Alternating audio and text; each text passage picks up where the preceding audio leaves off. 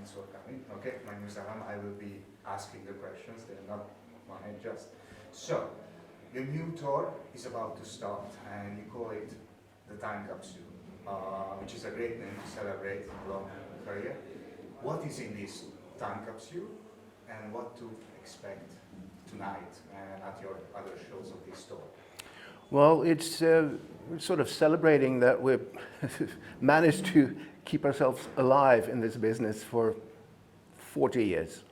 And so we've been looking at, you know, taking every album to see what songs could fit for the show. And I think we play songs from almost all the albums. Yeah, I think so too. And it's, well, you know, we just feel like it's time to sort of, yeah, make a celebration of these 4 decades that we've been together, and also throw in some special features and stuff like that. So it's going to be exciting. This is the first show on the tour, so we are as well. We'll see what will happen. Anything can happen on the first show. Great, thanks. You used the concept of time. Okay, you just said it, and a lot on your albums, the tours, for example, the final countdown, In My Time, and so on. It's like the passing of time or the consequences of it are the key to life. So is it just an interesting theme or something that you really think a lot? I mean, time, it's a weird thing, isn't it? It's a strange thing. And it also seems, to me anyway, that time moves faster by the year, you know what I mean? So I think my memory is a bit, that doesn't work properly. It's basically fucked up. But the good thing with, I mean, when you're a kid, 1 year is like an eternity. When you grow up, you have your whole life ahead of you. But now it's like, what was that? That was your life, boy. Can I have another one? Yeah. Nope. So it's an interesting thing with time, and we kind of, you know, all the old songs that Europe have from way back in the time capsule means something to us, has always meant something, and brings back memories from back in the days as well. Yeah, some memories, well, but I agree with you, Mick. It's the older you get, the more blurry the memories seem to be getting. Well, it sounds like we're talking about like we're 100 years old, but it's, yeah, time is something that we, it's hard to describe it, but it's how you perceive it, I guess. Okay, sorry, I'm just listening to the instructions. Okay, the next question would be, if you look back at the person you were when you met the others or started in the band and who you are now, what stayed the same and what has changed? I think what stayed the same is the... John Oram. Yeah, John Oram. Yeah, he's definitely stayed the same. No, but it's definitely the respect that we pay to each other as musicians and as band members. And, you know, the band Europe is, we're like a sect, like a family or something. Nothing really changed that much in the dynamics between us 5 in the band. But, you know, the lives we live outside of Europe as family, fathers, you know, and private persons, we change through the years. But not so much as a band. That's my feeling. I agree, yeah. Okay, thank you very much. So the band's first self-titled album has turned 40 years old. And since then, the band has tried itself in a lot of different genres. Is it to avoid being pigeonholed in one category, or is like the artistic curiosity in the members? I'd say it's a lot of curiosity to try different stuff, and people. I mean, it's not much we can do about people putting us or putting a stamp on us saying they play this music or that music. We just like exploring around our own musical universe, if you will. So I think it has a lot to do with just trying different ways and different. But I mean, in the end, I think it sounds like Europe anyway. In the end, even though we try to maybe go for Prague or whatever it is. We're kind of on a musical journey. It's more like the music takes us in directions rather than we, say that now we're going to try and do this and that, or So the music develops organically within itself and takes us, like, hey guys, come on, this is the direction, So we just follow the music. Yeah. Thanks. Since your official reunion, you keep touring, you keep releasing albums, but you also had like a big long hiatus. Was it because you needed fresh air to breathe, or was it rather because like at that time the taste of the public changed, maybe rock became less popular, or so was it external or rather something internal? Both, I yeah, would say. Yeah, I'd say the same thing. The record company, we didn't feel we had the support from the record company that we used to have. And also, I think, we've been talking about this in the mid-80s when we peaked sort of with the Final Countdown album. We often got the question, how long do you think you will go on for? And I remember we often said, as long as we have fun. And it wasn't that much fun in the end of 1992, I think, the last show we did.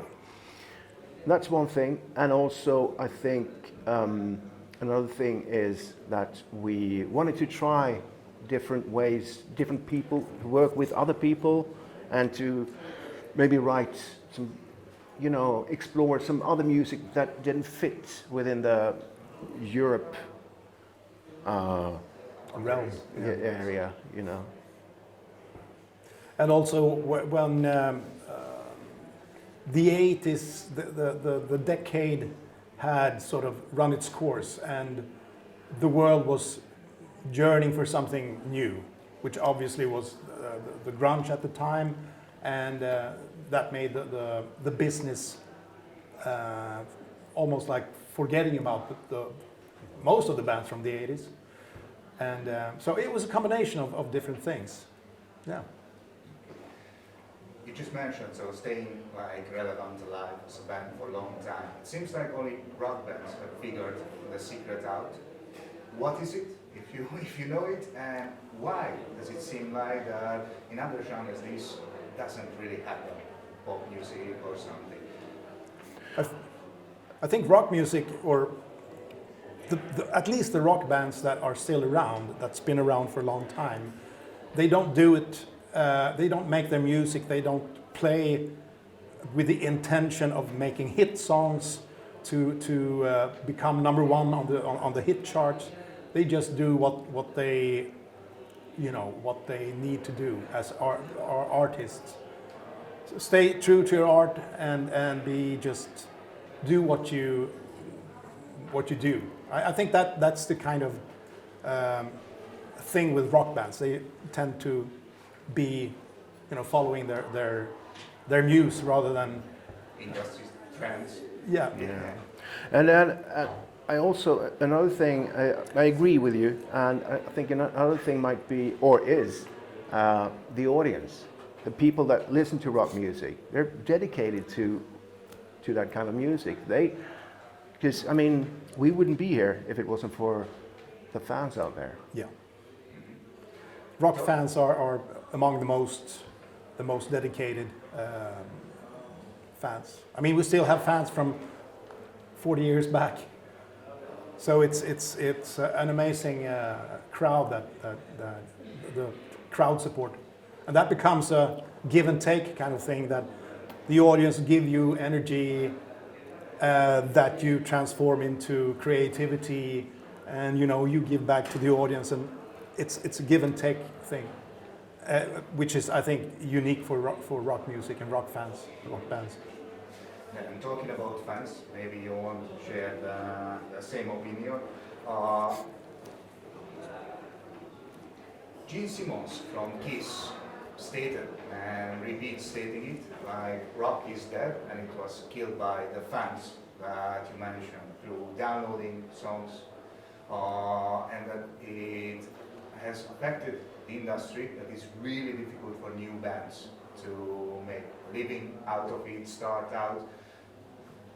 Does this affect your band, or do you share his opinion, or what's your case?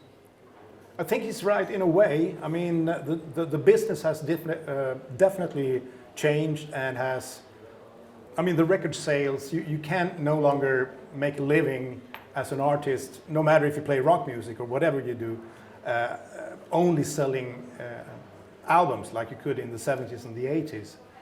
So that part of the business has definitely changed. But on the other hand, I think the live scene is still as much alive as it's always been. And I mean, Gene Simmons would be one of those who mentioned or who knew that, because I mean, still thousands and thousands of people are going to see Kiss shows, and for us as well. So I think the biggest change is that the physical side of the music, records, you don't sell that anymore. But the live shows, the live scene is still absolutely fine. And that's, I mean, the live scene is also where rock comes to its, I mean, you rock and roll, that's live, you know? So it's not really dead. It just smells funny. Yeah. And what's your opinion on tribute bands? Some of them also like sell out venues, just like the original ones. Is it a good thing? Is it fair even? What do you think? I think it's good. I mean, many of these bands that travel around, like I know Pink Floyd, for instance, have a lot of tribute bands, and many of them are really big. They play arenas and stuff like that, and they are really, really good musicians, and they pay their respect and love to the music that for people. If it weren't for these tribute bands, they would not be able to maybe hear the songs being played live.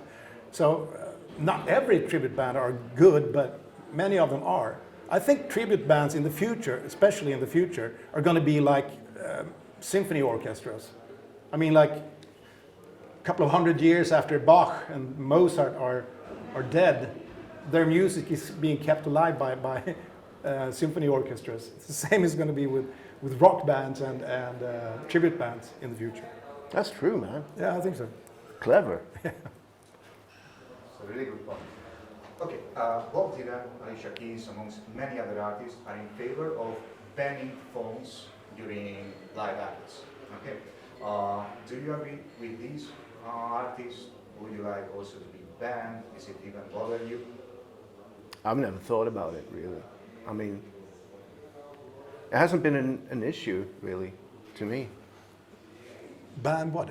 Cameras or Yeah, phones. right. Phones. No, phones. well, I think it's it's not for the artist, us to judge how the audience wanna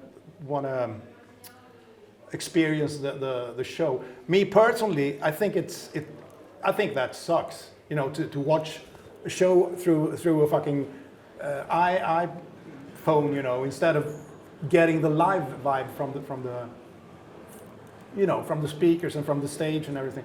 But I mean, it's just the way it works today. So who am I to tell the young people to do this and that? I think it's just grumpy old farts that try to ban the development. Personally, I'm an old fart, so I wouldn't do it like that. But there you go. Thanks. And then the last question. Okay, so thanks for your time. Finally, a very simple question to end the interview. is there any band or singer you have never had the opportunity to see live, but you would love to? Well, Jimi Hendrix would have been interesting to see. You know, I bet he was, when he came around, it must have been like an earthquake or something, showing up from nowhere. So that's one. Yeah. Well, there's loads of bands, really. Can't really come up with something on the top of my head right now. But I don't know, maybe I never saw Queen live. I saw them in 1977 and they kicked ass. I can imagine. Yeah. Okay. Thank you very much. Thanks All right. very much.